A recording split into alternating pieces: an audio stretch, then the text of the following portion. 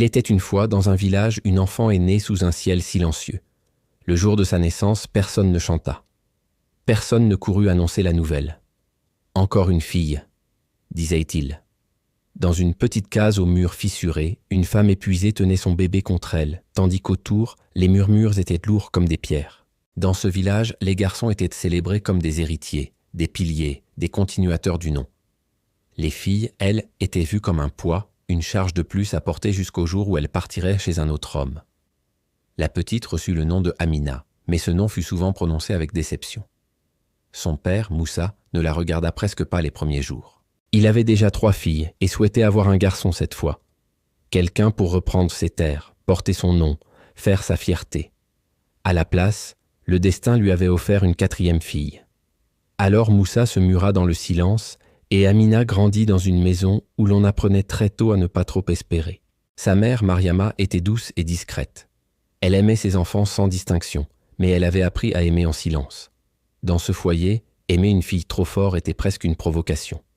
Alors Mariama caressait les cheveux d'Amina la nuit, quand personne ne regardait, et lui murmurait des mots que le monde refusait d'entendre. Amina grandit avec cette sensation étrange, celle d'être de trop.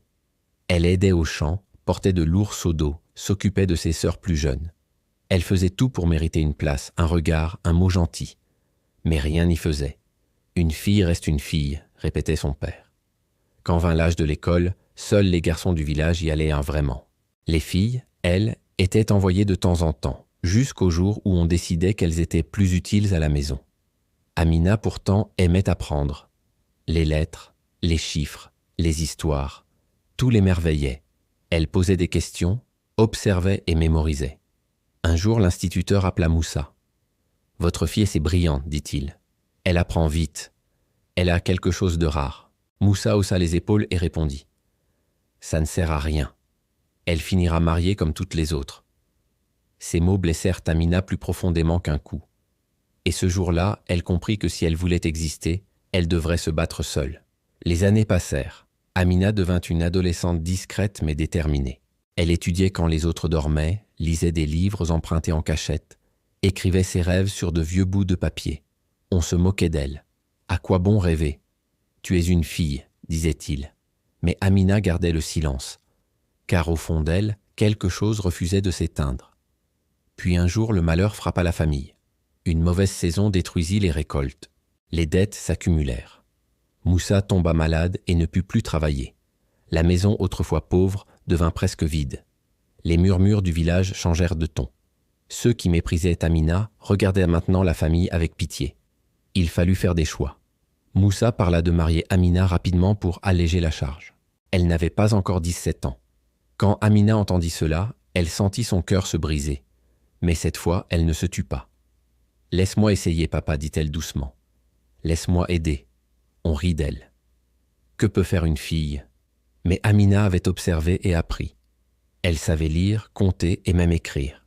Elle proposa d'aider l'instituteur, de donner des cours aux plus jeunes contre quelques pièces. Elle aida les femmes du marché à tenir leur compte. Peu à peu, l'argent entra, lentement et modestement. Les regards commencèrent à changer. Amina ne s'arrêta pas là. Elle obtint une bourse pour continuer ses études dans la ville voisine. Le jour de son départ, son père ne dit rien. Sa mère pleura en silence. Le village murmura encore « Elle va échouer ». La ville fut dure pour Amina. Elle connut la faim, la solitude, le doute. Plusieurs fois, elle faillit abandonner. Mais chaque fois, elle se rappelait ces mots qu'on lui avait répétés toute sa vie. « Tu n'es qu'une femme, tu ne vaux rien ». Et elle décidait de prouver le contraire. Les années passèrent encore. Amina travailla sans relâche.